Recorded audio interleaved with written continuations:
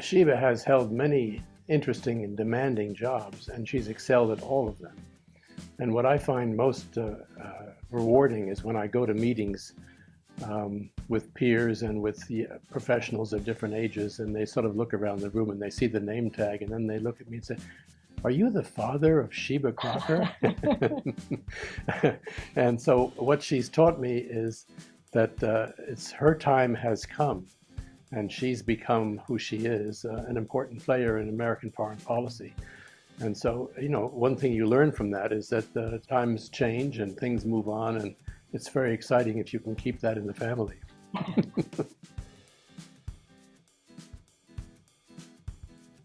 So the thing that makes me the most proud of my dad is I encounter on an almost daily basis in the department, which is just what a beloved boss and leader he was of the AF Bureau during 8 years in the 1980s.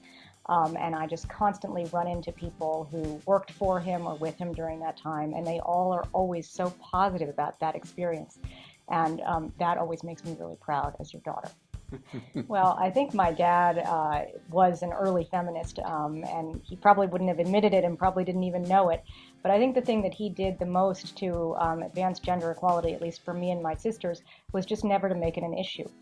It just was never a topic of conversation in our house, but in a good way, because both of my parents and my dad especially just never made me feel like there was one thing that I wasn't going to be able to do or couldn't do or wasn't going to be as good as doing in my life because I was a girl.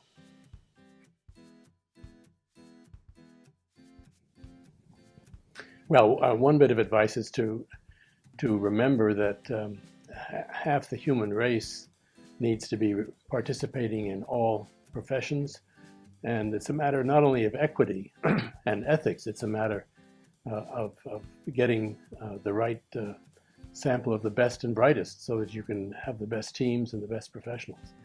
So that's one example. Another example is to encourage daughters to follow their passions and to encourage them to follow wherever their career tracks seem to be leading them, and don't try to steer them.